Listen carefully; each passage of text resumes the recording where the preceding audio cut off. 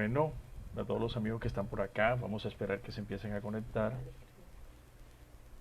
Hoy tenemos a un invitado especial. Vamos con la segunda parte, con el docente, el historiador William Fortich. Vamos a esperar que él se conecte para que hablemos sobre mitos y leyendas, todo lo concerniente de lo que se da acá en el Sinú. Vamos a esperar que él se conecte y ya empezamos con a contar estas historias que de pronto se han ido olvidando por el pasar de los tiempos, por la tecnología, por una cantidad de cosas que nos han hecho olvidar nuestras tradiciones. Entonces vamos a esperar que el maestro se conecte para empezar este video en vivo. Vamos a esperar que se conecte el maestro William. Vamos a esperar. Vamos a esperar que se conecte. Vamos a esperar que se conecte el maestro William Fortich para empezar con este video en vivo sobre mitos, tradiciones y costumbres del pueblo cordobés y sinuano. Bueno, maestro William Fortich, estamos aquí a la espera de usted. Vamos a recordar de pronto qué son los mitos, qué son las leyendas. Vamos a hablar un poco sobre todo esto. Bueno, aquí estamos esperando al maestro William Fortich. Vamos a esperar que se conecte. Ya dentro de unos instantes lo vamos a tener aquí en Tertuleando con Eder. Así que vamos a esperar. Ya está por acá, maestro. ¿Dónde está que no lo veo? Vamos a ver. Vamos a esperar que todos los amigos empiecen a conectarse para que conocer esos mitos, esas leyendas del pueblo cordobés. Clodomiro José Castilla Ramos, también tenemos aquí a Osvaldo Olascuaga Pastrana, vamos a saludarlo, a Eder Negrete, a Clodomiro José Castilla. Vamos a esperar entonces que el maestro se conecte para empezar con él. Vamos a ver.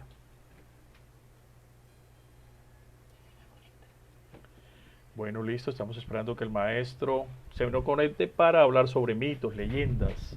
Ustedes se acuerdan de todos esos mitos, todas esas leyendas, como en un ejemplo, Planeta Rica, el perro negro, la llorona, la pata sola, todas estas vivencias, todos estos mitos que en su momento nos hicieron vivir, alegrar. Ya dentro de unos momentos vamos a tener aquí al anfitrión, como es el maestro William. Feliz noche, ¿cómo estamos? ¿Cómo vamos? Bien, Eder, bien, bien, muchas gracias. Buenas noches. ¿Cómo Un me está saludo a escuchando? ti. ¿Cómo me está escuchando? Bien, bien, bien. Bueno, maestro, ¿qué más? ¿Cómo están las cosas? ¿Cómo está ese COVID por allá, por su municipio, maestro? Bueno, hasta ahora estamos vírgenes. Ah, bueno, amén, amén, amén. Bueno, maestro, Claro. hoy vamos a hablar sobre mitos, sobre historias. Esta es la segunda parte del documental que estamos en estos momentos ya a nivel nacional. Porque le cuento una cosa, en estos días, la primera parte que hicimos sobre el porro, sobre quién era María Varilla, ya a nivel nacional nos pidieron ese documental y lo están, pues no sé dónde lo están presentando en un canal local en la ciudad de Bogotá. Bueno, maestro, bienvenido. Pero vamos a hablar un poco quién es William Fortich. Vamos a recordar un poquito a las personas que en estos momentos se empiezan a conectar para que sepan quién es el maestro, el historiador, el que cuenta esas historias de esa manera narrativa y agradable como usted lo hace. ¿Quién es William Fortich? William Fortich nació en San Pelayo. Soy egresado de la Escuela Normal Guillermo Valencia de Montería. Soy egresado del programa de Ciencias Sociales de la Universidad de Córdoba, la Facultad de Educación. Soy magíster en Historia, egresado de la Universidad Externado de Colombia. Soy uno de los fundadores del Festival del Porro y me he dedicado al tema de la investigación. He trabajado en ese tema con mis estudiantes en San Pelayo, estudiantes de bachillerato, muchachos de 10 y 11. Hicimos un trabajo que fue como especie de un barrido recogiendo la tradición oral del Sinú Medio, en San Pelayo, en El Carito, en Los Gómez, en Lórica, en los corregimientos de San Pelayo, en Cereté, y eso nos dio un buen material, un material que aprecio mucho, que me informa un poco de lo que piensa la gente nuestra, especialmente en ese sector rural de estos pueblos. Yo creo que incluso en Montería todavía puede uno percibir esa cultura, esa tradición que le llega a estos pueblos desde los bisabuelos, los abuelos, los padres. En fin, yo creo que ese es un tema muy interesante para entender un poco quién es este pueblo, el pueblo cordobés. El pueblo cordobés tiene una identidad, tiene un pensamiento, tiene una forma de ser, que se ha venido construyendo en el tiempo. Estas tradiciones son tradiciones centenarias, porque muchas provienen de los pueblos del pueblo español. En la tradición oral uno encuentra, por ejemplo, estas historias que se originan en España, que se originan en las culturas afroamericanas, las culturas americanas, llegan a estos pueblos y se adaptan, y los abuelos, los mayores, utilizaron estas formas de recrear para enseñar, para formar, para entregar principios, para entregar valores a la familia, a los niños, a las niñas.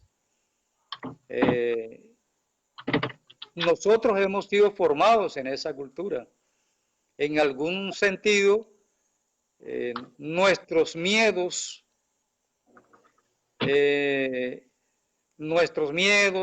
nuestro pensamiento está formado en ese sentido, ¿no? Ya veo que nos está sintonizando el profe Efraín Díaz Aguilar. Sí, Un sí, por aquí saludo, tenemos, profe. sí, aquí tenemos al profe Efraín, más adelante entraremos con él, perfecto. Bueno, Claro, claro. sigamos maestros, por aquí también tenemos al maestro Lucas Lora, también lo tenemos. Aquí un poco ya se empiezan a conectar una cantidad de amigos. Bueno, entonces vamos a esperar un momentico, maestro, para todos los amigos que se están conectando. Hoy vamos a Claro. hablar sobre mitos y leyendas, todos esos mitos y leyendas que han transcurrido en el departamento de Córdoba y a nivel nacional, porque yo pienso que estos mitos fueron traídos de España, como usted lo está diciendo, maestro. Pero vamos a hablar un poquito, ¿qué son los mitos, maestro? ¿Y qué son las leyendas también?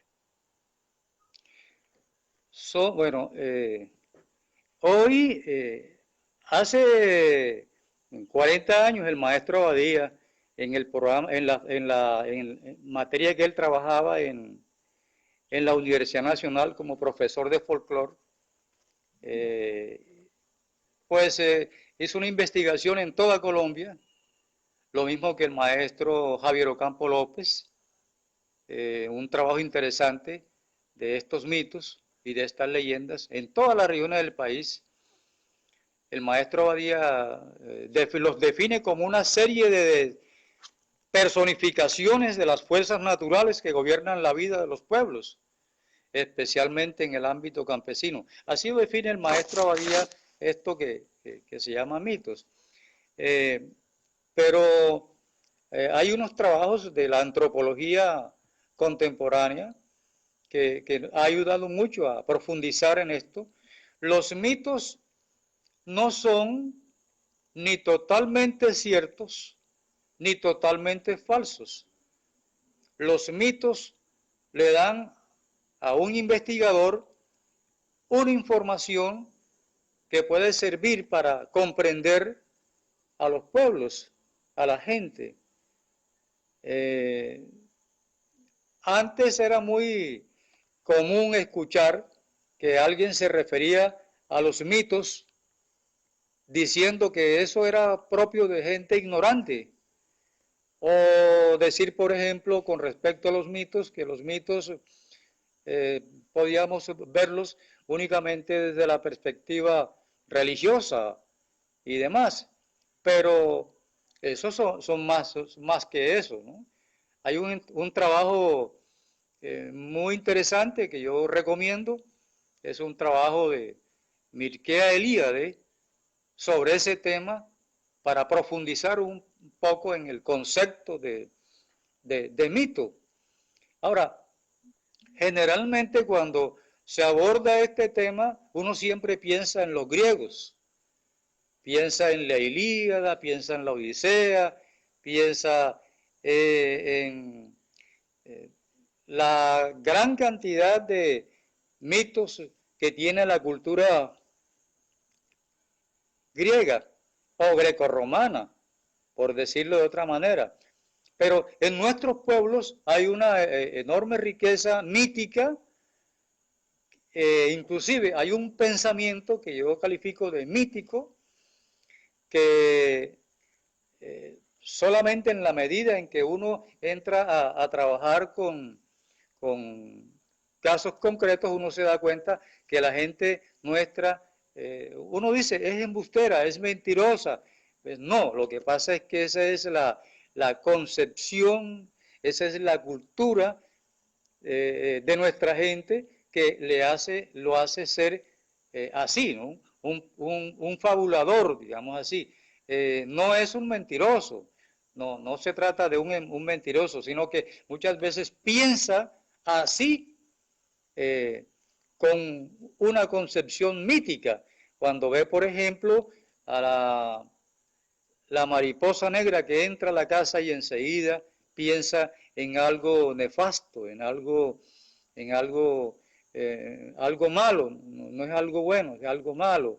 Yo creo que muchas cosas que nosotros hacemos en la vida, las hacemos y las hacemos siempre orientados, guiados por nuestra propia concepción mítica. No solamente, repito, es una concepción de tipo religioso, sino es que así somos nosotros. Nosotros pensamos de esa manera. Antes, por ejemplo, los abuelos, usted está que se habla solo, Eder. No, no, tranquilo, maestro, dele, porque es que ya me estoy metiendo y la verdad es que a mí siempre me han apasionado todo este cuento de la pata sola, de la llorona, del perro sin cabeza, todas estas historias, todos estos mitos que anteriormente se escuchaban en los pueblos, pero a raíz de que apareció la luz y todas estas situaciones, ya todo esto, o sea, ya no se ha retomado esa vivencia con nuestros abuelos. Entonces, yo me quedo anonadado escuchándolo, maestro. Fíjese de algo, ¿no? Yo me tomé el trabajo con los estudiantes de el José Antonio Galán en San Pelayo de entrevistar a personas mayores de 70 años.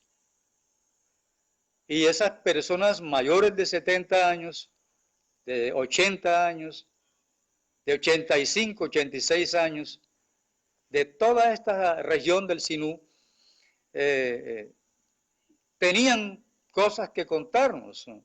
Y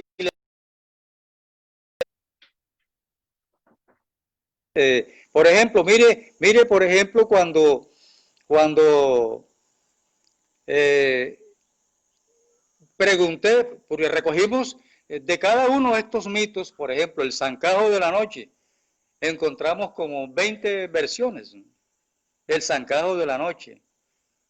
El zancajo de la noche es un mito emblemático de la región del Sinú. Pero, qué es el zancajo de la noche? El zancajo de la noche. Ajá. Sí, ¿qué es el zancajo de la noche? Eh, este, Fíjese que un señor de San Pelayo En ese momento, estoy hablando de 1979, 80, tenía 70 años. Él de Valparaíso, un corregimiento de San Pelayo. Dice, maestro, dígame, usted, para usted, ¿eso qué es? ¿Qué es el zancajo de la noche? Y él respondió esto. Eso es como un espíritu en forma de un niño llorando. Al difunto Julio Mausa le salió una vez yendo para el Bongo, como a las 12 de la noche. Este mito tiene la virtud de salir de noche y generalmente le sale a los viajeros en los caminos y sale en forma de niño llorando. Entonces, él me da un testimonio diciéndome que a este señor Mausa le salió un niño llorando. Encontró un niño llorando y lo montó en el anca del caballo. Cuando había caminado como 1 kilómetro, se dio cuenta que el pelao iba creciendo. Y Julio Mausa empezó a rezar. Cuando había caminado como 3 kilómetros, el muchacho iba casi arrastrando los pies al suelo y llegó al corral, se metió en el ganado y el viejo perdió el conocimiento. Habló al día siguiente, el caballo quedó rengo. Entonces, son unos testimonios que me dan algunos entrevistados en esa región del Sinú. Hay un señor que, lógicamente, muchas de estas personas que estamos mencionando son personas que ya han fallecido, porque cuando las entrevistamos tenían 80 años. Este señor Ángel Peñata tenía 70 años cuando lo entrevistamos. Y decía, es un hombre grande, sale en distintas formas. A mí me salió en forma de pelao. Yo iba en un caballo. Era como la 1 de la madrugada. Yo vi el pelao pidiendo el anca del caballo. Me preguntó que para dónde iba. Le conté, para Carrillo. Yo lo monté en el anca del caballo porque me dijo que iba para Carrillo. Me dio lástima con él. A poco rato noté que el caballo iba apurado y miré con el rabo del ojo, ya estaba más grande que yo. En eso entré a decir unas oraciones que yo me sabía. Y cada oración que iba diciendo decía el muchacho, en principio el muchacho, esa me la sé. Yo estaba asustado, solo me faltaba una oración, pero tenía que esperar que cantara un gallo. Como a las 3:30 cantó un gallo, enseguida recé la oración del gallo negro. Sentí que se bajó, volteé para atrás y lo vi lejos, pero más grande, traspasando la calle con un paso. Yo arreé el caballo más rápido, llegué a la casa asustado. Esa oración que hay un amigo de San Pelayo, él se llama Pascual Ramos, con él hablo mucho, es una persona mayor. Como yo conseguí la oración del gallo negro, él quiere que yo le regale la oración del gallo negro. Yo le he dicho a Pascual que yo no le voy a regalar esa oración no se puede regalar, yo no le voy a entregar esa oración a él, porque Ajá, eso está como los famosos animes, ¿no? O los niños en ajá, cruz, que ajá. la persona cuando está muriendo escoge a alguien y entonces se los entrega. Eso no se los entrega a todo el mundo. Pero bueno, eso es parte del comportamiento frente a este tipo de historias, ¿no? Oiga, maestro, ¿y cuál ha sido el mito, un ejemplo, en la zona del Sinú, que más se ha escuchado, maestro? Más que todo, bueno, cuando no había fluido eléctrico en la ciudad de Montería y en toda esta zona del Sinú. Este mito que estoy mencionando, yo empecé con ese mito precisamente porque es el mito más, digamos, representativo. Pero hay otro mito que le hace competencia a ese del zancajo de la noche. Ese del zancajo de la noche, la primera vez que yo lo conseguí, que yo lo escuché, pues se lo escuché a un hermano que iba de una parte a otra en el centro de San Pelayo cuando no había luz eléctrica y lo vio pasar, ¿no? De una orilla de la calle a la otra. Repito, hay otro mito que es emblemático, que es el gritón. Y la Ese Llorona, ¿no? Yo le me sale imagino que son complementarios, el Llorón y la Llorona, ¿no? no, no. No. La Llorona sí es. Son dos mitos distintos. Usted encuentra ahí la Llorona, la Chancletona, encuentra, bueno, el perro negro. Eh, en alguna ocasión, siendo yo un niño, tendría 5 o 6 años, mis hermanas habían llegado de alguna parte a la casa como a las 11 de la noche. Mi casa en San Pelayo era una casa grande, con un patio grande. Estaban reunidas en la sala y de pronto vieron correr un perro hacia ellas. Era un perro que estaba botando candela por la boca. Entonces, esas historias son recurrentes en esta región del Sinú, ¿no? Eran recurrentes, ¿no? Eran recurrentes cuando no había la luz eléctrica, cuando no había eh, tanta gente, cuando los centros urbanos no eran tan reconocidos, ¿no? Una casita por aquí, una casita por acá. Los pueblos eran menudos, no había una población muy rica, ¿no? Eh, Y hay una cosa, en Planeta Rica, o sea, en Planeta Rica hay una canción que hizo el maestro Alejandro Durán Díaz sobre el perro negro, ¿ya? El perro negro que le salió a Lucio Paternina. Y en esa época no había luz eléctrica tampoco en la ciudad, yo no había nacido cuando eso, y cuentan la historia, que el perro negro salía y perseguía a Lucio Paternina. Eso cuenta en la historia del maestro Alejandro Durán Díaz. Aunque hay algunas cosas, maestro, que también sucedieron. A mí, cuando yo era muchacho viviendo en un pueblo, no había fluido eléctrico. Yo recuerdo que una vez en mi casa, y a mí eso me asustó y me recuerdo toda la vida, porque fueron dos sucesos que me pasaron que realmente yo no sé si era que me querían asustar, porque mi abuela me decía rápido, temprano para casa, y uno de muchacho como que no hacía caso, pero yo sí recuerdo una vez que al lado de mi casa quedaba un lote, y de pronto una noche se fue la luz, ya se fue, quedó oscuro, eso fue en Eder, Planeta Rica, señor. deme un paréntesis para saludar a Francisco Martínez Ferreira, que está Sí, conectado, a señor, Bardiris está López, conectado. a Ajá. Johan Guillermo Peñata también está con nosotros, a Olga Patricia Vidal también está con nosotros. Entonces, para saludarlos, ¿no?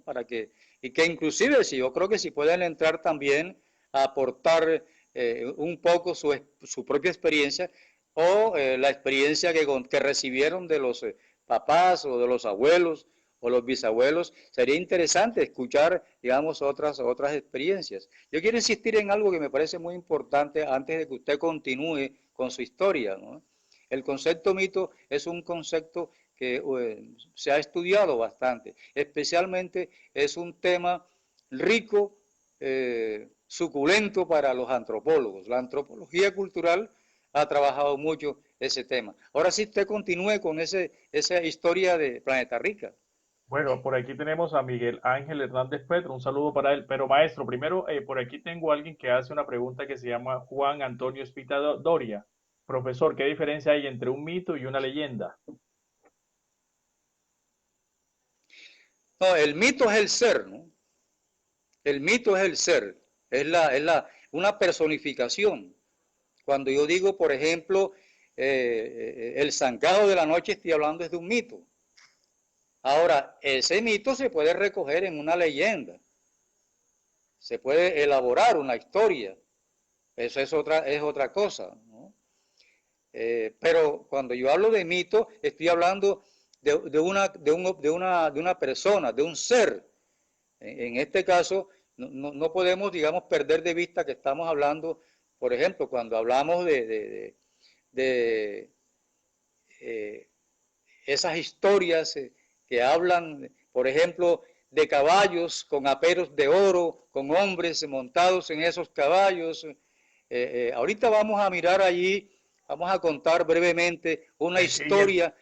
oiga, maestro, y el perro con el mosquero, cuentan mis abuelos, mi abuela me cuenta eso, que se escuchaba cuando iba un perro, pasaba el perro tipo 12 de la noche y solo se escuchaba era un mosquero que iba atrás del perro. Eso me cuenta mi abuela, listo. Y la historia, es una historia vivida, yo estaba muy joven, vivía en Planeta Rica y yo recuerdo que yo fui al solar y de pronto vi como que una sábana blanca se levantó, porque decían que en ese pedazo aparecía esa sábana blanca y yo tuve la oportunidad de ver la sábana blanca también levantarse de un punto de monte, maestro. Claro, Sigamos, claro. maestro, Sí, sigamos. no, no, las historias son ricas. Cuando uno encuentra con los contertulios que también aportan, pues enriquece bastante la conversación, ¿no? Pero eh, cuando usted habla de el perro y las moscas, el famoso cuero que jala, que también van jalando y pasa por la calle y la gente escucha, ¿no? Acuérdese que estamos hablando de pueblos en los que prácticamente con residencias o casas en, en zonas rurales, ¿no? Y son sectores solitarios. Cuando una casa está aquí y a 20 o 50 metros está otra casa, ¿no?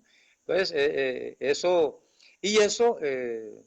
indudablemente influye en, en las emociones que nosotros, que se van formando en los seres humanos, ¿no? En los niños, en las niñas, porque eh, eso a medianoche, cuando uno escucha cualquier ruido raro, pues uno enseguida dice, mamá, yo me voy para la cama, yo me quiero ir para tu cama. Sí, sí, eran esas noches que a uno Yo le no daba creo, miedo. claro, claro, eh, era, era, era, era un contexto lleno pero es importante señalar algo. Los abuelos y las abuelas eran la televisión de la época, para no decir el teléfono o el radio, eran la televisión de la época. Reunían a los niños, a las niñas, y ellos empezaban a crear historias. Y en esas historias entregar valores, principios. Por ejemplo, ese valor de que, ese principio de que los niños no deben estar en la calle de noche. Ese es un principio que se lo escuchamos con mucha frecuencia a los mayores en esa época. No deben salir a la calle porque la noche tiene dueño. He escuchado muchas historias y en las historias va esa frasecita, es que la noche tiene dueño y se repite los dueños de la noche. Lógicamente que cuando se habla de justamente es al demonio, a las brujas, a seres malignos, en fin, ¿no? Pero yo quiero es señalar, destacar, reivindicar el valor pedagógico que tiene eh, contar estas historias por parte de las abuelas y de los abuelos. Los abuelos y las abuelas contaban esas historias y algunos de esos abuelos y esas abuelas eran unos verdaderos teatreros. Ellos contaban esas historias y al contar las historias, ellos eran unos verdaderos artistas, porque los gestos, los movimientos de los músculos del rostro, los pujidos, las risas, todo eso hacía parte del contador de historias, el cuentero.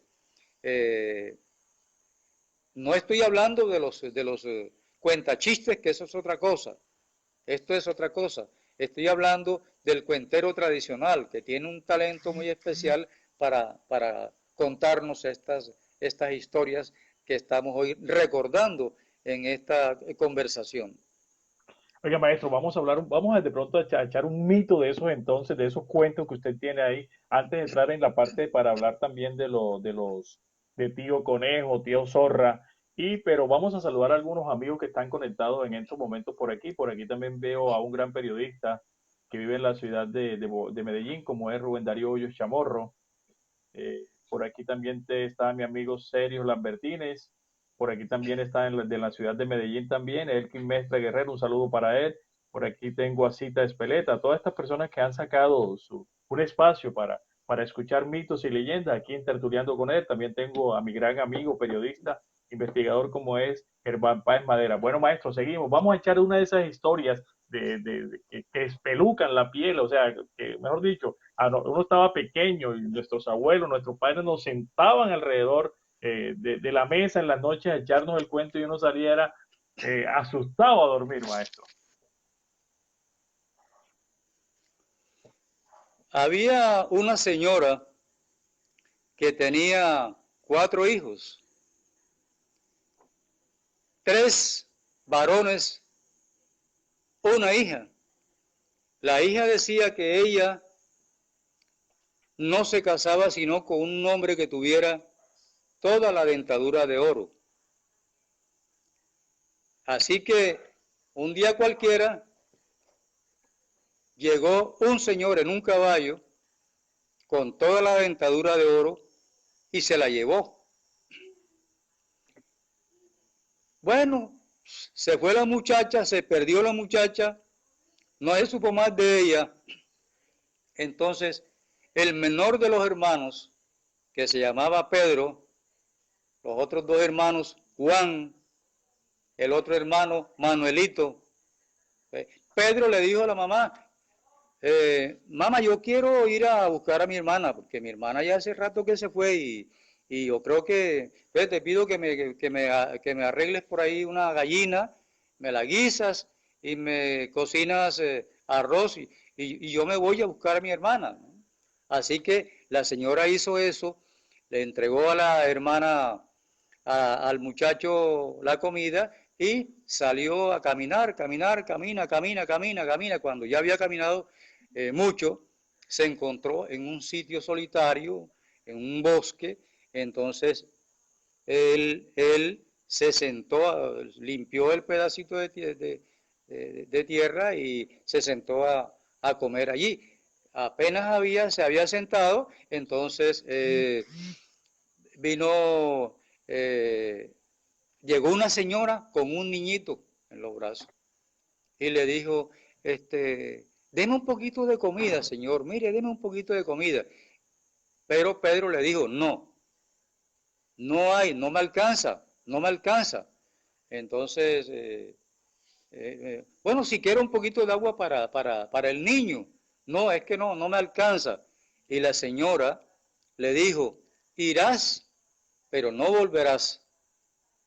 Así que el muchacho Pedro comió y salió a buscar a su hermana, camina.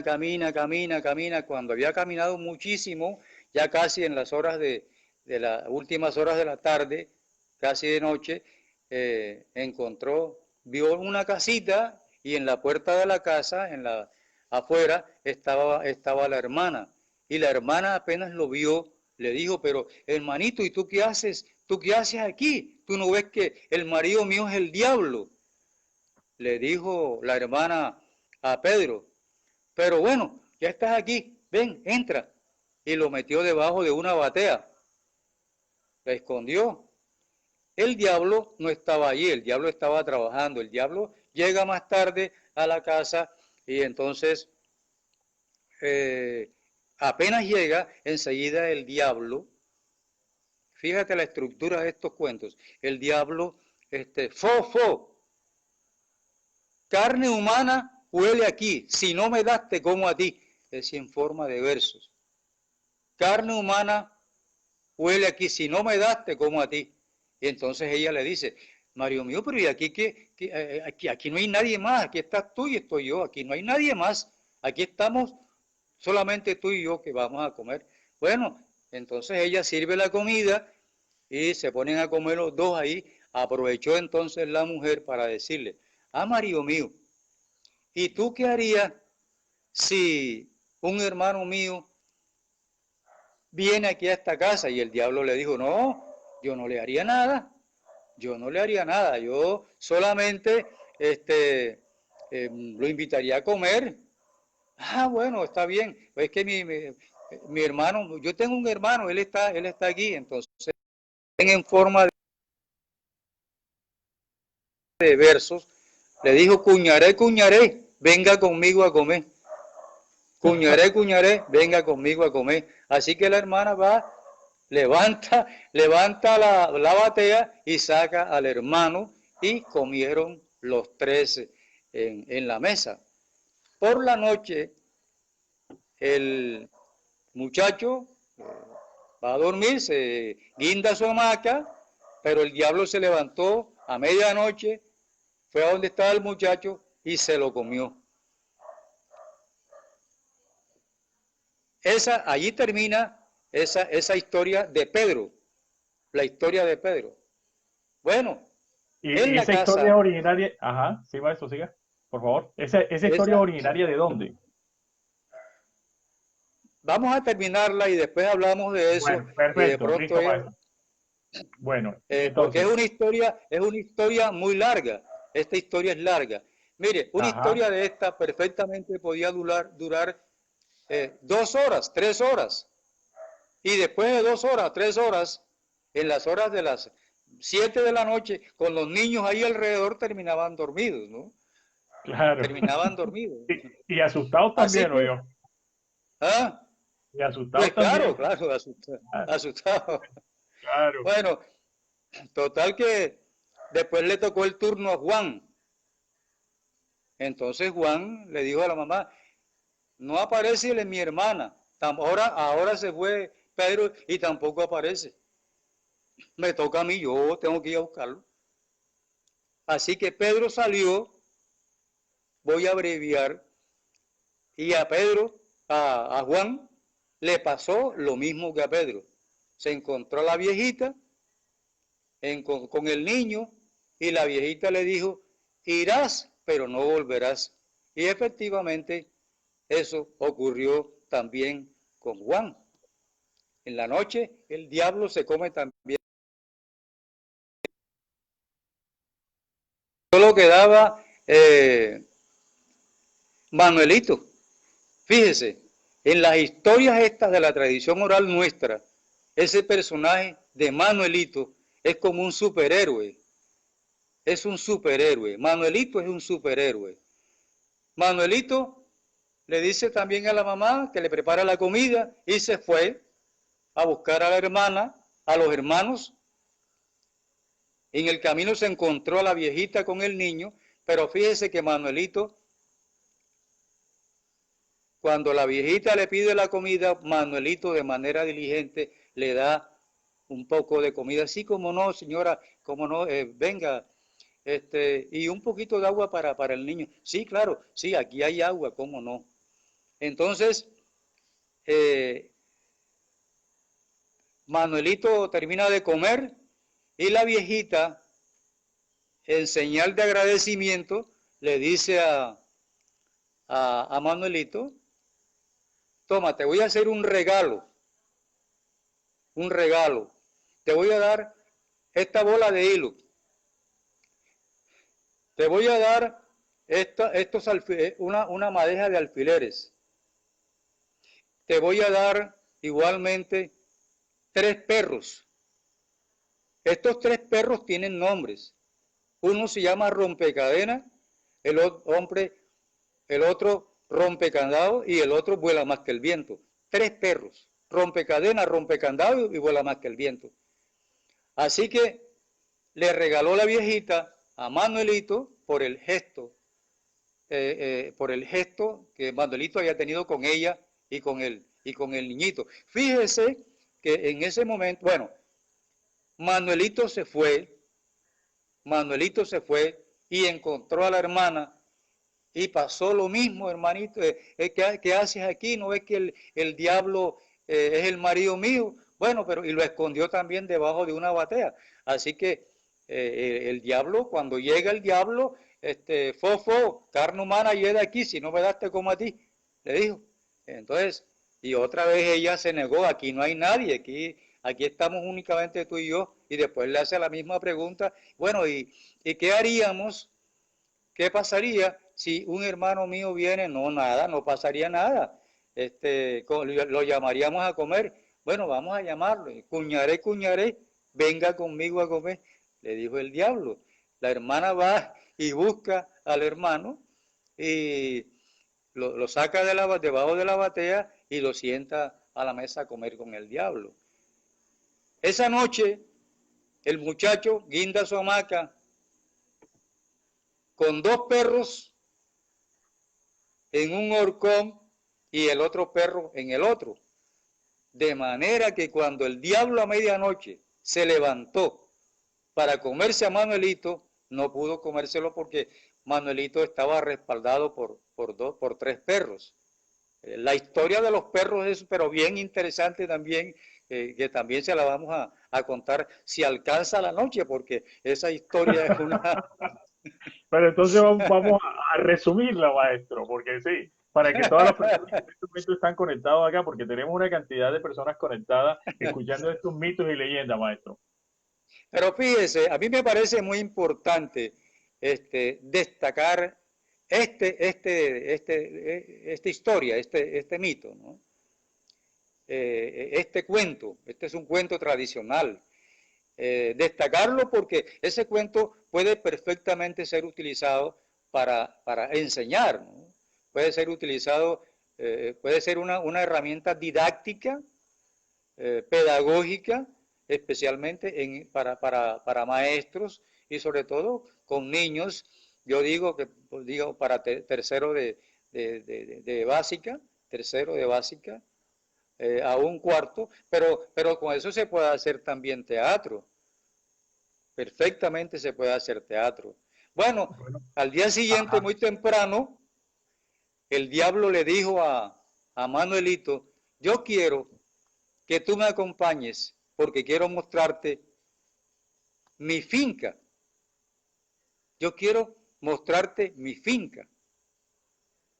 Entonces, sí, cómo no, yo voy contigo, tranquilo, no hay ningún problema. Acuérdese que Manuelito estaba armado con bola de hilos, con una madeja de alfileres, tenía también una bola de jabón y los 3 perros. O sea, esos Entonces, eran los superpoderes, ¿no? Esos eran los superpoderes. los superpoderes de Manuelito. Claro. Bueno, cuando se va, viene y le dice a la hermana, yo quiero pedirte un favor. Yo voy a dejar estos 3 perros aquí amarrados, pero aquí en la mesa voy a dejar un vaso de agua. Cuando tú veas que el vaso de agua se está derramando, es porque yo estoy en peligro. Entonces sueltan los 3 perros. Así que se fue Manuelito con el diablo y el diablo camina. Cuando estaban muy lejos, llegaron a un árbol altísimo y entonces, eh, entonces allí, súbete, le dijo el diablo a Manuelito, súbete para que veas hasta dónde llegan mis tierras. Y efectivamente Manuelito empezó, pero cuando Manuelito estaba en la parte más alta del árbol, el diablo con un hacha empezó a cortar el árbol donde estaba Manuelito. En ese momento Cuando Manuelito se dio cuenta que el árbol estaba para acá, tiró una bola de hilos y entonces el diablo se enredaba cada vez que iba a coger el hacha, ¿no? Fíjese que el diablo siempre habla y habla en forma hasta de versos. Cuñaré, cuñaré, venga conmigo a comer.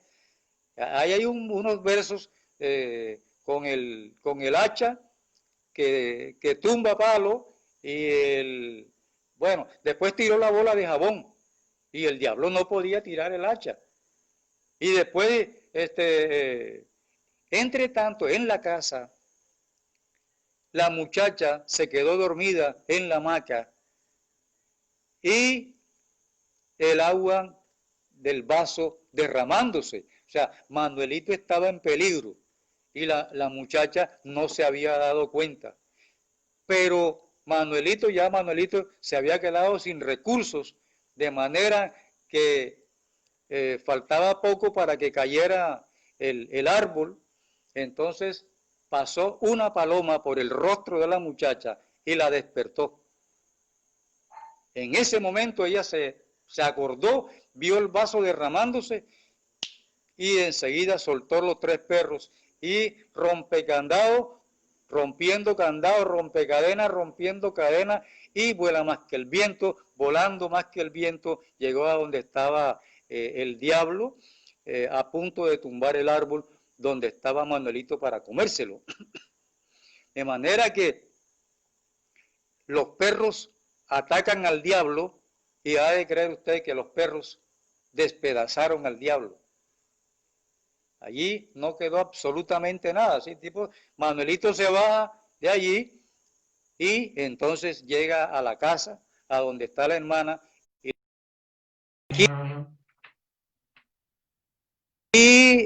esto se acabó, ya no hay más nada que hacer.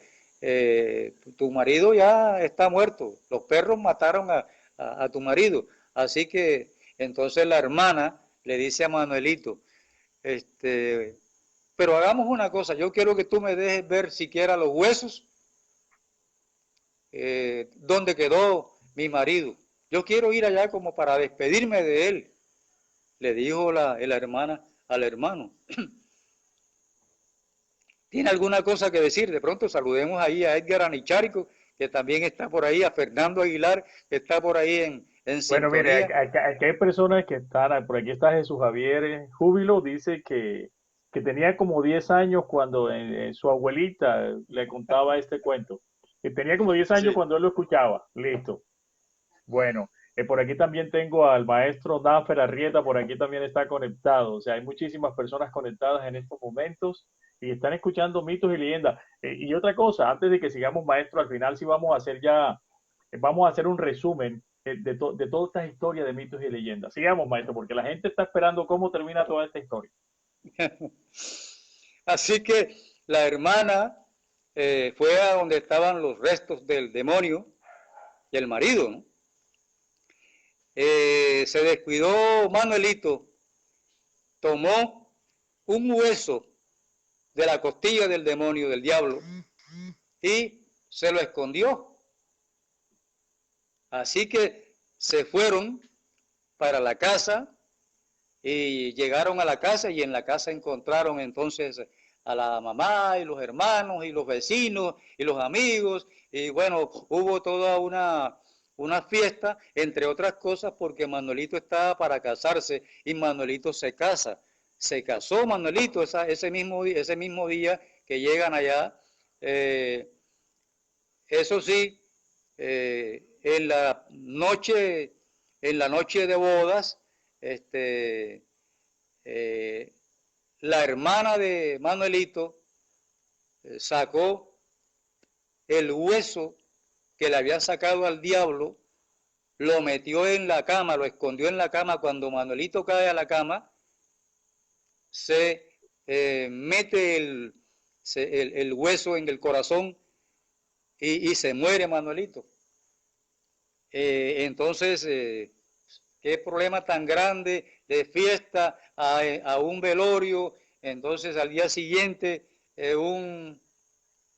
un sepelio, así que, y entre tanto en la casa de Manuelito los 3 perros amarrados, gritando, los soltaron los perros, y ahí uno de los perros, bueno, total que los perros van acompañándolo y llegan allá, entierran a Manuelito, los 3 perros se sueltan, entran al cementerio y destapan a Manuelito, le sacan el punzón que tenía con el hueso del demonio, lo reviven, lo resucitan y viene Manuelito para atrás, para la casa, después de ese entierro.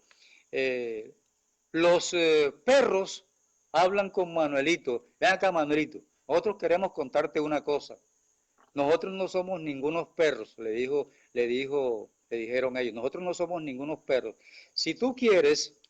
pero hay una parte de la historia que me sorprende, ¿no? Que también hace parte del cuento. Yo quise de pronto eliminar eso, pero está siendo parte de ese cuento que es de tradición oral. Manuelito tomó a la hermana y la amarró, la ató a 4 caballos y la desvertebró, la mató a ella, pero con 4 caballos, amarrando un brazo, un caballo, otro brazo, otro caballo, una pierna, un caballo. Fue una muerte, digamos, horrorosa. Pero luego, la historia de los perros, en que le dicen a Manuelito que ellos no son unos perros, ellos son unos... Bueno, si tú quieres saber qué somos nosotros, acuéstate aquí, boca arriba, en esta mesa, y los perros se van volando como ángeles, porque los perros son ángeles, ángeles del cielo. Ellos eran los que estaban acompañando a Manuelito. Yo quiero rematar esta historia diciendo que uno puede perfectamente entender muchas cosas con respecto al tema de, por ejemplo, la viejita con el niñito. ¿Quién era la viejita con el niñito? Es decir, el cuento tiene en el fondo un profundo sentido, digamos, religioso. No me cabe la menor duda. La viejita que va y pide, la viejita que entrega unos perros que son unos ángeles, no tengo la menor duda. Lo otro, en toda esta región de la provincia de Cartagena, como se llamaba en los siglos XVII, XVIII, había curas doctrineros, y todas esas historias son entregadas por curas doctrineros que sirvieron para divulgar estas historias en la gente y para formar, digamos, en un principio religioso a estos pueblos. Esa religiosidad de mucha gente nuestra en el campo no es gratis, eso tiene también su explicación, tiene su razón de ser desde el punto de vista histórico. Y usted lo acabó de decir, maestro, o sea, nuestras abuelas, nuestros padres eran los televisores de nosotros, o sea, nos reunían alrededor de donde no había televisor y cuando todavía no había aparecido el televisor, nos reunían y nos echaban estas historias. Y lo que usted acaba de decir eran nuestros televisores, eran nuestras, pero ¿por qué se ha perdido tanto esta tradición, maestro?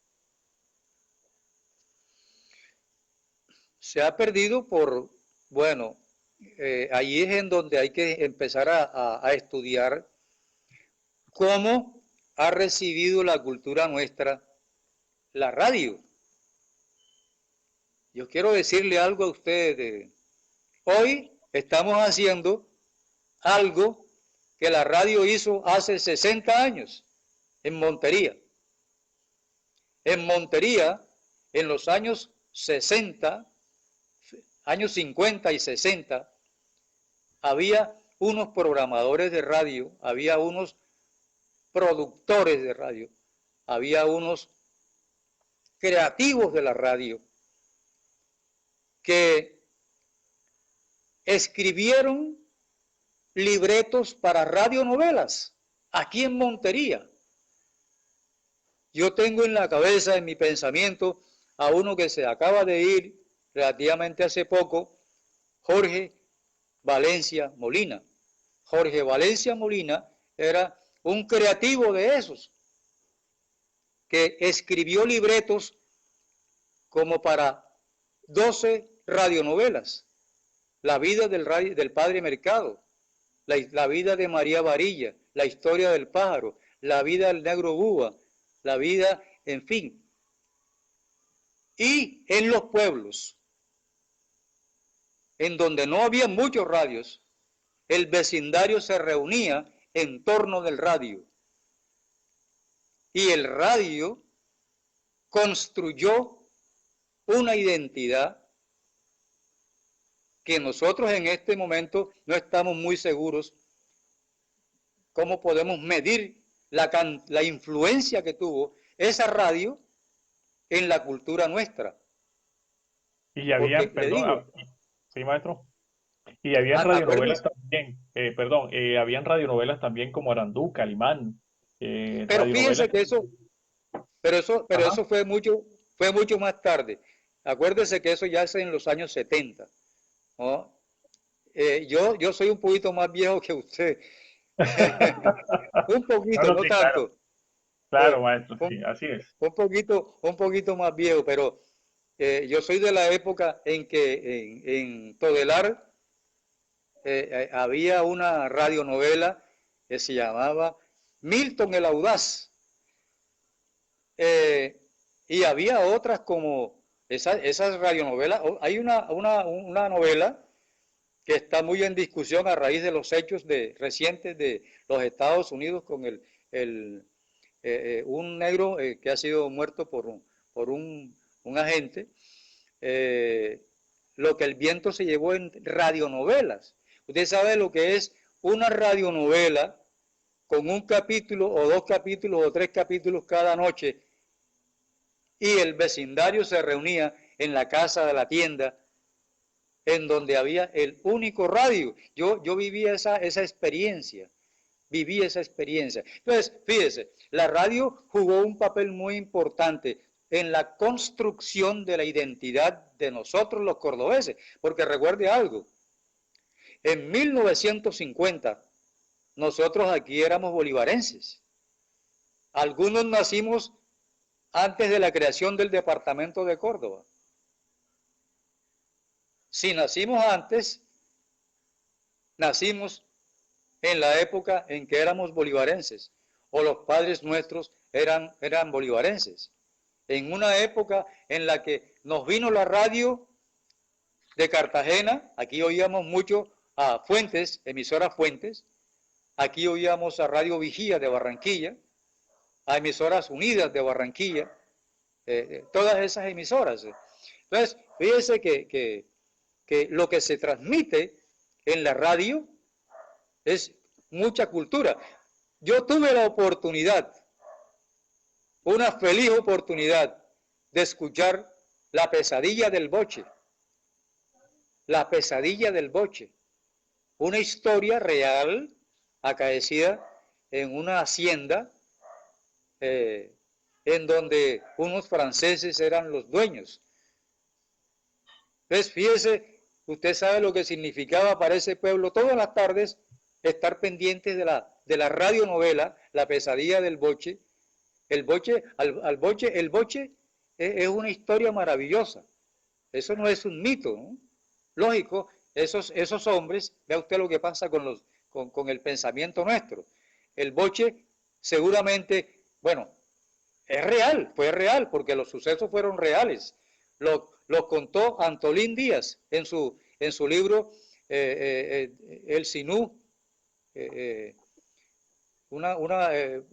Antolín Díaz era un periodista de San Carlos que se fue para Bogotá y dejó muchas crónicas. Él contó la historia y la dejó en su libro. Igualmente, don Jaime Bryan nos cuenta la historia del boche. Luego, cuando llega Falborda por aquí, empieza a recoger todo ese material y con eso escribe también algunos elementos para dejar su visión de los hechos a principios del siglo XX. Entonces, lo que estoy diciendo con esto es que la radio jugó un papel muy importante. ¿Cómo se encontró la radio con la cultura nuestra? ¿Qué actitudes asumió la gente nuestra frente a la radio. Frente a la radio hay muchas anécdotas de los campesinos nuestros cuando llegaron a buscar, a preguntarle al señor del cajón conversón por el hijo que se había ido hacía mucho tiempo. Es historias como esas en la radio, pero imagínense qué pasaría con la televisión, que fue una cosa todavía más brusca, más profunda, ni se diga pues lo que está pasando hoy con los medios, con internet, con las redes sociales y bueno, con todas estas cosas que estamos viendo. Bueno, pero yo pienso que la tecnología también nos ha ayudado muchísimo porque hoy en día, mire, tenemos estas facilidades de transmitirle, o sea, todavía de esas vivencias de los mitos, leyendas a todas las personas que en estos momentos por aquí también están conectadas. A Rodrigo Padilla, un saludo para él. Por aquí también tenemos al maestro Roberto Yances, otro historiador también, ¿no? Creo que hoy en día vive en el municipio de San Bernardo del Viento. Claro, está escribiendo historias, ha escrito por ahí la historia de San Bernardo del Viento.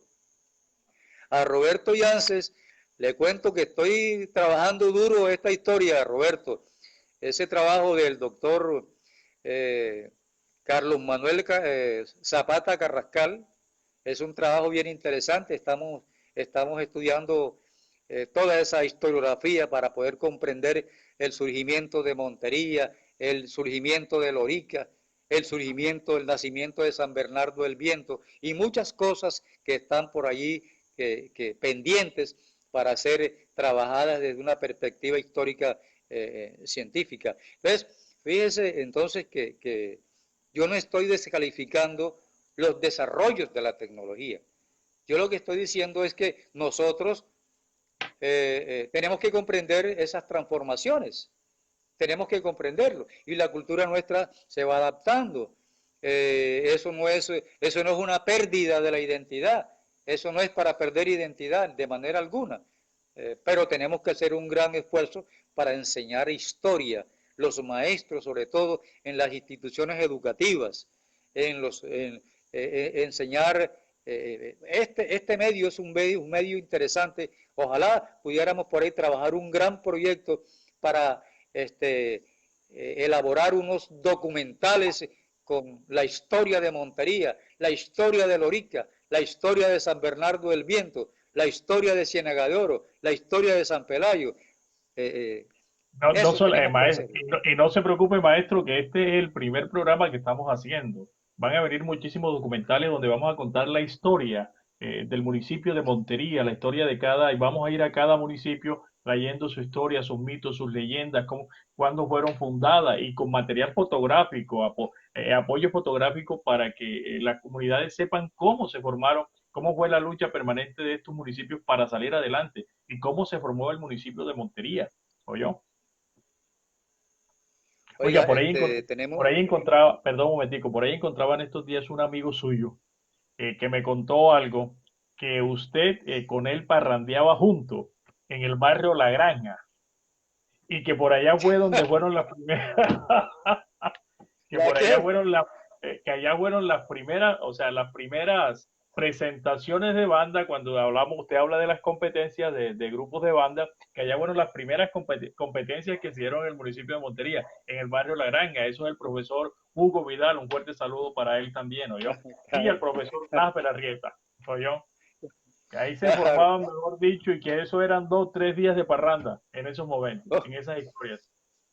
cuando uno ha vivido la vida en un largo trecho, en el caso mío que he sido maestro en primaria, en secundaria, en la universidad, y he tenido muchos estudiantes, oigo nombres y me acuerdo que fueron mis estudiantes y algunos en alguna ocasión dije, por ejemplo, con Nafer, me encontré con él en la Universidad de Córdoba. El Nafer es licenciado en ciencias sociales. Además de eso, Nafer es un estudioso, él tiene especializaciones. El mismo Roberto Yances es un maestro también que se ha destacado en esto de la investigación. Es muy interesante. Con él he conversado mucho. Recuerde que Roberto Yáñez pertenece a esa familia a la que perteneció Rafael Yáñez Pinedo. Rafael Yáñez Pinedo era un pensador, un filósofo, autor de unos libros emblemáticos, como ese libro Las Memorias de Sandio, cuya primera crónica es una respuesta a un cartagenero cuando en Córdoba nace la idea de crear el departamento y separarlo de Bolívar. Hubo un bolivarense que se jaló una crónica en contra de los aspirantes a ser cordobeses, diciendo que aquí no había gente preparada para dirigir los destinos del departamento de Córdoba. La respuesta la tuvo con Rafael Yáñez Pinedo, familiar de Roberto. Oiga, al profesor Sergio Pertús Cavadía, mi compañero también del alma, compañero de San Pelayo, el profe Sergio Pertús, abogado, es profesor de ciencias sociales. Alisneida Montaño también fue mi alumna en la Universidad de Córdoba. Me estoy encontrando con estudiantes, amigos. Bueno, para algo deben servir los días, ¿no? Bueno, los días y los fortich. Oye, maestro, pero sí hay que retomar esta parte y yo pienso que esto no se puede dejar morir, maestro, porque yo pienso que también aquí lo que es la academia, lo que son los padres de familia, lo que son las instituciones educativas, yo pienso que hay que retomar estas costumbres nuestras, estos mitos, estas leyendas, y qué bonito también hablarles de tío Conejo, tío Zorra, esos cuentos tradicionales que son de nuestra historia, maestro. Vamos a dejar otro programa especialmente para Tío Conejo, Eder, No, no, no se preocupe, porque, usted sabe que por- aquí porque tertuleando con Eder lo vamos a tener. Sí, maestro, dígame. Tío Conejo es un personaje muy importante en la cultura nuestra, ¿no? De Tío Conejo, infortunadamente, todavía no hemos hecho un trabajo para recoger todas las versiones que hay del Tío Conejo, porque son muchas versiones, son muchos cuentos, ¿no? Ese Tío Conejo es superior a los Tío Conejos, a los conejos a los Bob Bunny. Ah, los bombones, claro, sí, sí, claro. Ese es nuestro, Eso, ¿no? Ese es nuestro. ese Tío Conejo es nuestro, Tío Conejo es nuestro y ahí hay muchas historias que están cercanas a la familia, cercanas a nuestros pueblos, que cuentan las historias de nuestros pueblos, ¿no? Pues, volviendo pues al principio de los mitos, yo creo que hay muchas historias en las que los mitos eh, hacen parte de la vida nuestra. Yo no sé si usted de pronto oyó hablar de Juan Lara. Claro, claro. La Juan Lara, el tirapiedra, ¿no? Así es. O sea, Él porque es que, enamoraba, tira, ajá, sí, maestro, eh, diga, cuéntame. enamoraba, él enamoraba tirando piedra, no hablaba, no enamoraba a las peladas con la palabra, ¿no? Con versos, ¿no? Con canciones. Usted, por ejemplo, enamoró, ya usted sabe quién, eh, con la guitarra, con Claro, con la canciones, guitarra, eso, con canciones, así es, maestro. claro. Pero Juan Lara no. Juan Lara se la velaba a una pobre muchacha y la podía volver loca. Oiga, maestro, y hay una cosa, y hasta aprendía las casas también, o sea, ahí sí no se sabía si era un proceso mental, no se sabía ni qué pasaba ahí, porque las casas se prendían, muchísimas veces uno llegaba, prendía en la casa aquí y allá, de pronto dije, a medianoche, bueno, yo nunca logré apreciar una escena de esa, porque imagino que es terrorífica también cuando escuchaban que las piedras caían cuando Juan Lara se enamoraba de la muchacha, maestro. Usted tuvo la oportunidad en su época, maestro, porque eso era más, en los pueblos se veía muchísimo, en nuestra población vulnerable también. Veo que a Lisneida, a Claudia Vidal, les Sí, señor. encantó lo de Tío Conejo, ¿no? Sí, sí. Ellas están encantadas con Tío Conejo, ¿no? Vamos a hacer un especial con Tío Conejo y vamos a contar algunas historias. Esa controversia entre Tío Conejo con Tía Zorra es bien interesante, ¿no? Listo, maestro. Aquí en Aló, ¿me escucha, maestro? Está conectado. Por aquí me dice Claudia Vidal, tío Conejo es una persona muy astuta.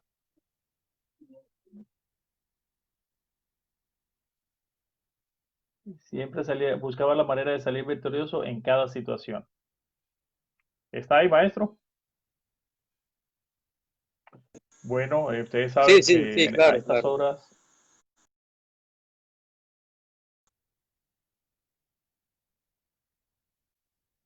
lo escucho.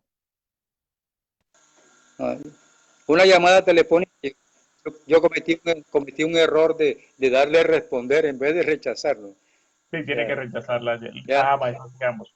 pues Ya sí, estamos estábamos casi hablando en recta, ya estamos en casi recta hablando final de tío, de Tío Conejo. sí. Eh, Ajá. que vamos, yo no sé si de pronto bien la,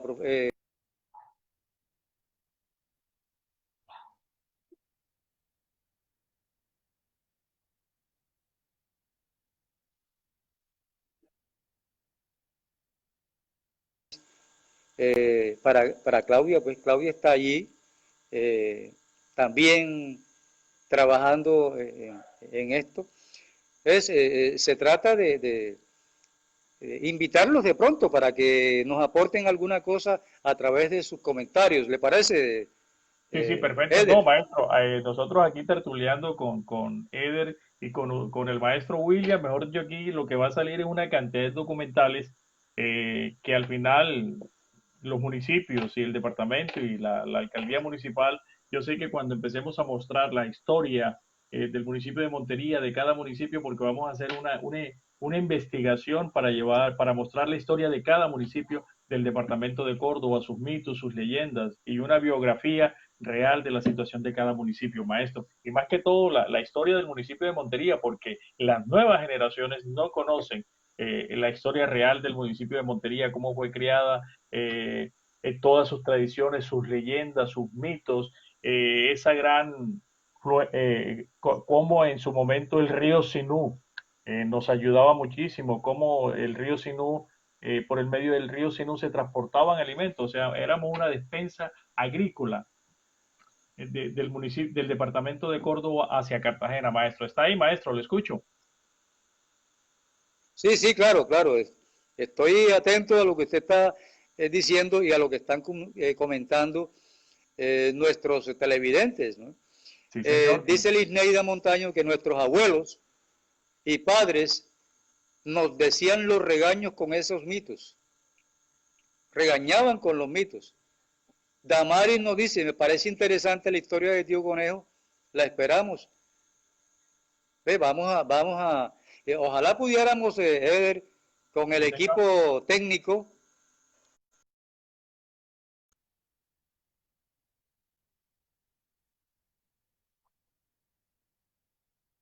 hacer un documental con Tío Conejo, ¿no? Hecho acá en Claro, maestro, Montería. vamos a organizar. Eh, Sí, señor, vamos a hacer un Stan documental Smith, con todo el equipo técnico saludos, Eder, para... interesante diálogo con el maestro Fortich, dice Ah, Stan Smith. Eder está allí, ¿no? ah, Julio, sí, sí, maestro, claro, aquí lo estoy Eder, escuchando. Julio Smith, un saludo para ti, Eder, maestro. Sí, maestro, lo estoy escuchando. Dígame. parece que Eder, perdimos el contacto con Eder. No, no, no, estoy aquí, maestro, lo estoy escuchando, lo ¿Me estoy está escuchando? escuchando. Sí, señor. Hay otros comentarios. Sí, sí.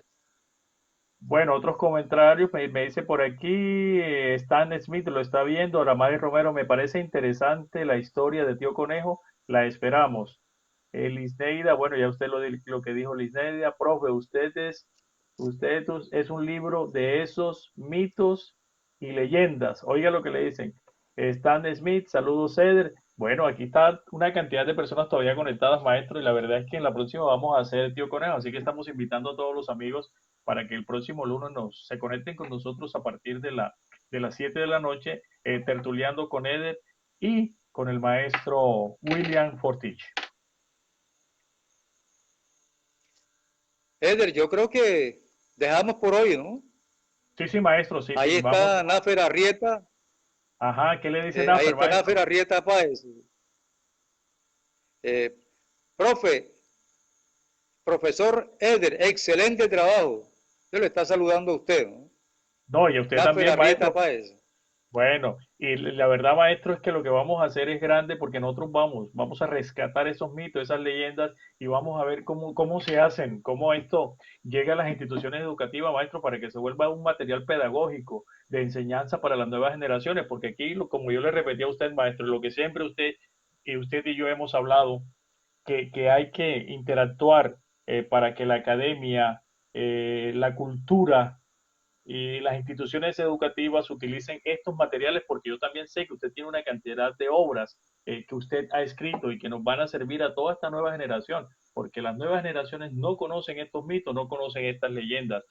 Cuando se da esto en el mes del niño, normalmente las veces que yo he realizado el mes del niño, siempre utilizo, hago una ruta sobre mitos y leyendas, donde cada padre de familia va contando que era tío conejo, tío zorra, el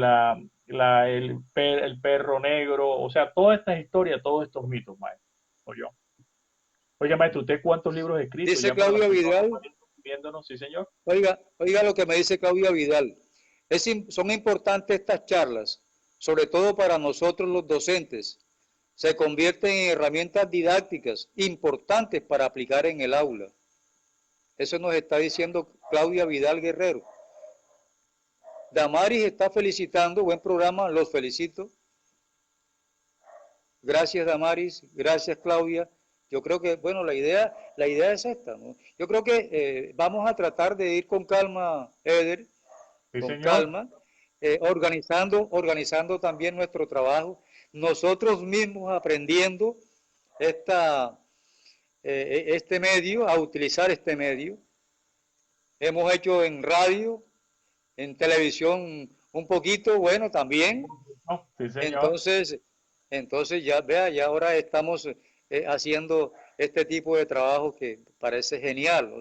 Sin movernos de la casa, estamos haciendo un trabajo ya no solamente de radio, sino de cine, de televisión, ¿no?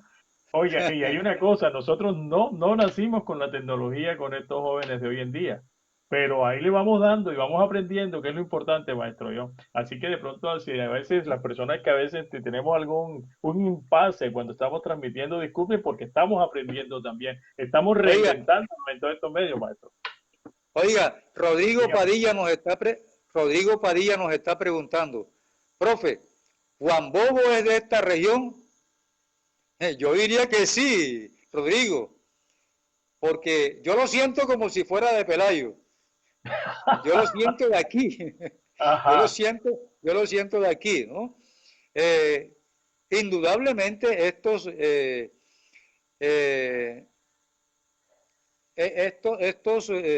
estas historias, es que estoy leyendo también lo que dice Lisneida Montaño, profe sí, Yeder, señor. hagan una tertulia sobre el tema, nos, nos den nombre de los mitos de Tío Conejo, donde sea el personaje, donde Tío Conejo sea el personaje principal. Yo quiero de pronto precisar un poco el concepto de mito. Mito. Una cosa es el mito y una cosa es el cuento tradicional, al estilo de Tío Conejo, ¿no? El mito es una personificación de seres sobrenaturales, pero Tío Conejo es un hombre común y corriente. Tío Conejo es un hombre común y corriente. Lo que pasa es que es un hombre avispado, ¿no? Entonces, el caso es Juan Bobo. Juan Bobo parece un bobo, pero Juan Bobo es un hombre muy inteligente. Un hombre muy inteligente. Las historias de Juan Bobo son historias, bueno, acuérdense también de esta otra historia de Pedro Ardimalas. Pedro Ardimalas lo encuentra usted en Colombia, en los llanos orientales, en el Sinú, lo encuentra usted en Brasil, lo encuentra en Paraguay, en una parte se llama Pedro Ardimalas, en otra se llama Pedro Rimales, en otra se llama Pedro Urdemales, pero es el mismo personaje, ¿no? Claro, Ese o sea Juan Bobo, que Juan Bobo. Y de ahí, yo Es el pienso mismo que de Juan personaje. Bobo también está Simón el Bobito. Esa es otra versión de Juan Bobo también, ¿se acuerda, maestro? Sí, sí, sí, pero ya Pombo hace otra cosa, hace otra cosa ahí, ¿no? Bueno, Pombo es un maestro para apoyarse en la tradición para escribir esas historias, ¿no? Pero no, yo, fíjate dígame. la historia que cuenta, que me contaron a mí de un Juan Bobo, ¿no? En una ocasión, eh, en la casa, unos hermanos se pusieron de acuerdo para hacer reír a Juan Bobo. Y entonces cogieron, le pelaron un gallo y se lo tiraron en la mitad de la sala.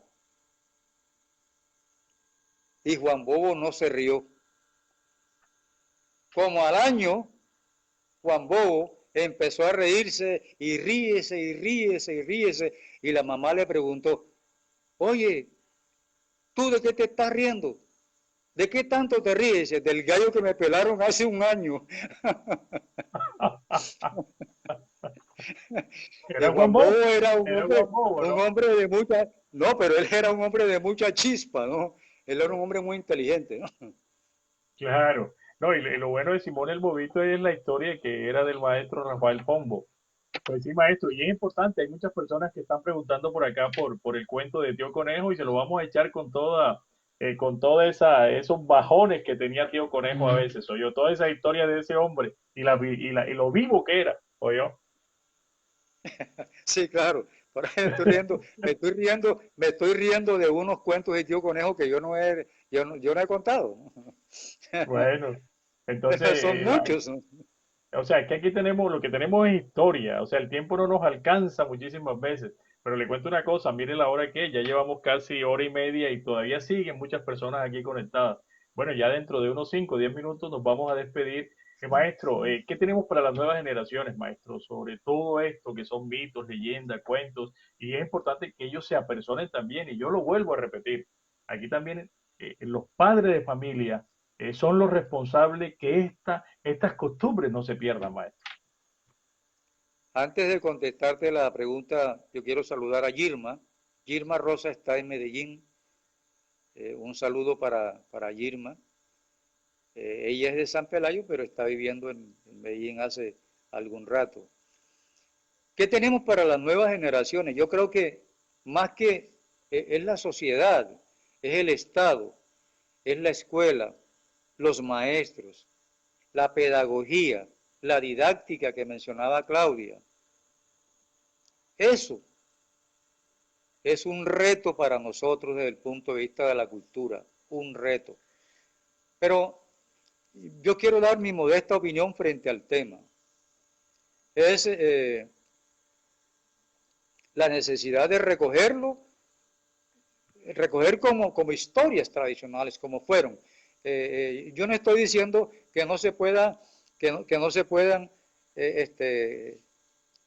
hacer transformaciones de los textos, ¿no? Es recoger la historia que nos han contado los abuelos. Mire, Rodrigo está preguntando, profe, los aparatos que salían y nos acostábamos temprano con temor a estos aparatos. Está preguntando por los aparatos. Ahorita estábamos hablando precisamente del zancajo de la noche, ¿no?